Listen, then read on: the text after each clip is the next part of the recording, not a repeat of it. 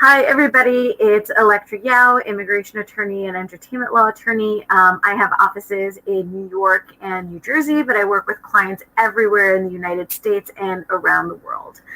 So tonight I wanted to talk about work options for F-1 students. Some students graduate in December. Some students graduate in May, some students graduate in August. So I thought that it would be a good time to kind of talk about different work options, especially since we're entering a new administration, and hopefully the economy will be revived and there'll be more opportunities for all different types of people, including international students who must maintain their OPT status if they want to continue to remain in the US and eventually apply for any sort of work visa or continue on with their education and go back to school for grad school or whatever it may be. So for OPT, for those of you who don't know, before we get into OPT, please like my channel, subscribe to my channel, share these videos. They're very informative videos that can help students right now with their with navigating and figure out what they want to do. Please follow me on TikTok. My username is Yao Law Group. My username is Abogada Elektra. Follow me on Clubhouse. If you guys aren't on Clubhouse, I strongly advise you to try to get an invite. I will be giving a talk, or I was invited as a moderator to discuss branding and trademarking on Wednesday at 6 p.m. So if you're on Clubhouse, please catch my chat, and I would love to bring you up on stage and know what your thoughts are about branding and trademarking and marketing. Follow me, like my page so you can get all of my updates. And if you haven't downloaded my ebook already, you should definitely download it so you can have more information about possibly applying for the O1 visa. So let's get right into it. What is OPT? OPT is optional practical training, and this is available for F1 students who've completed their course of study. I'm not really going to go into the basics of how to apply for OPT. We're going to do a video on that later on this month. But OPT, optional practical training, is the option for you to engage in work experience in your field of study. So for example, if you studied, for example, graphic design, this is your opportunity to go and work for a marketing agency or branding agency and undergo graphic design. It's really important to work in your field of study. I know that this was something in the previous administration, the Obama administration, that was taken lightly. I know that I myself have worked on cases where the field of study was not connected to where the client was working. For example, I did have one client who studied Russian literature and ended up being a tour manager for post-OPT, tour manager for artists.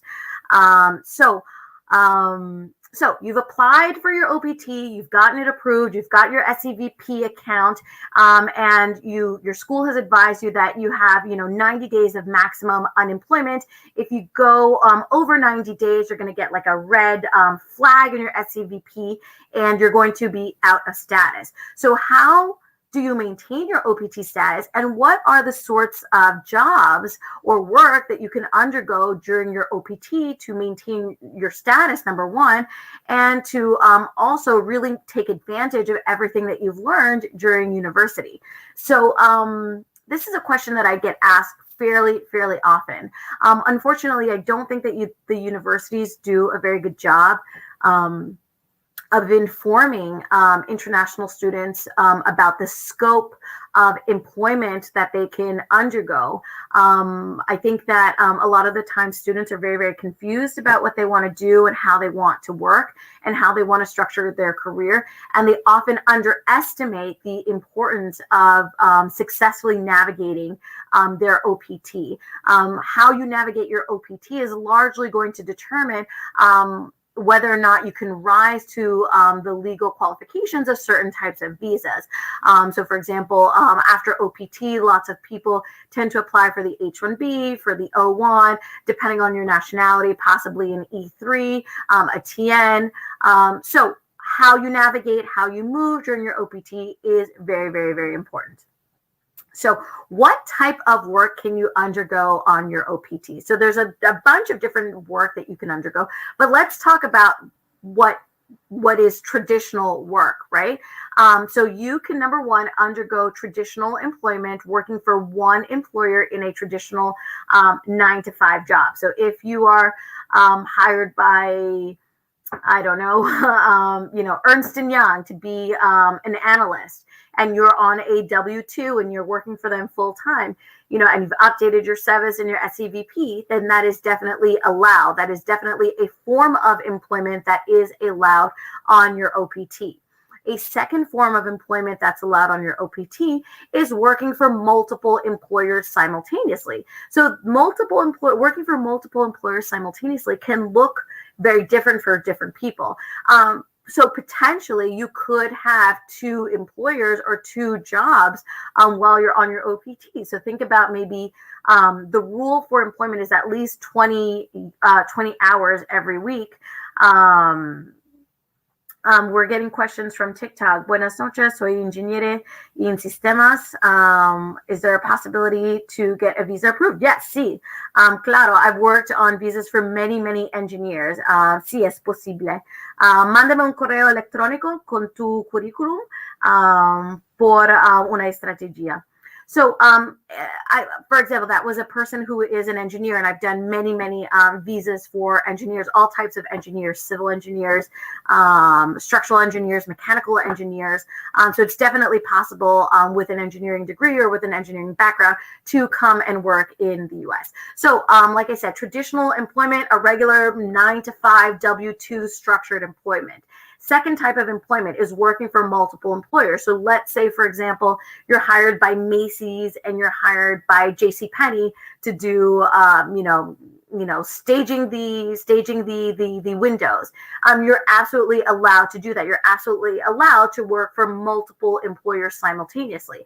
And you can work for those multiple employers simultaneously on different fee structures. So, for example, you can work as a W-2, or you can work on as a 1099, which leads me to talk about gig type employment. So if you are a performer, for example, and you are hired to do one performance here, one recording there, one performance there, that's also absolutely allowed. So just to recap, so far we've talked about 3 different forms of employment, or 3 different forms of employment for those on TikTok.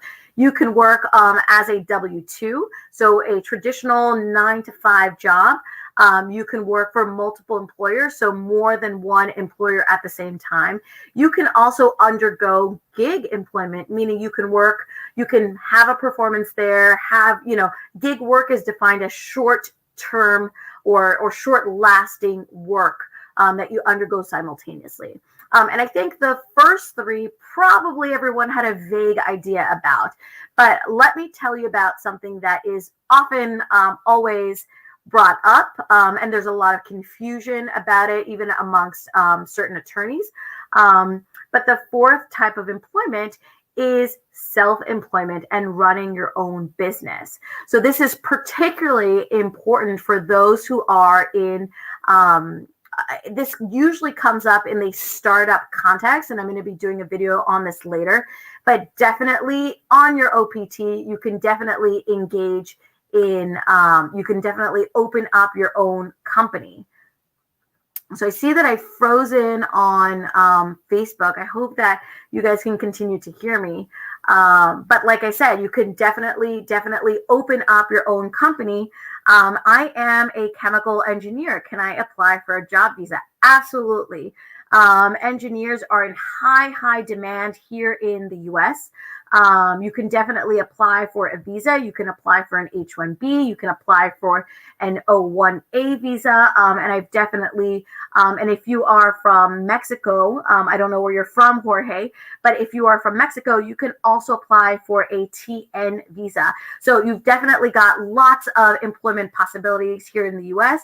Number one, because you are an engineer, which is a job that's very high in demand. And number two, there are definitely lots of visa options for engineers. Oh, you're from Mexico, Jorge. So then you could definitely apply for the TN. You could definitely apply for the H-1B. You could definitely apply for the O-1A. Jorge, send me an email so that I can look at your CV and we can have a consultation and we can figure out what are the best options for you. You also have a tourist visa. Great. That's wonderful. Just send me an email so that we can, have a consultation, figure out what's the best step for you. You're from Nicaragua. So, okay. Hi. Hola, Alberto de Nicaragua. You're from Mexico, Jorge. Okay, great. As I was saying, usually opening up your own business comes up in the startup context, but certainly even if you are not within the startup context, you can definitely open up your own business. And this is actually quite powerful because it provides you with a lot of flexibility post OPT, which we will discuss when I do my specific startup video for those who are on OPT.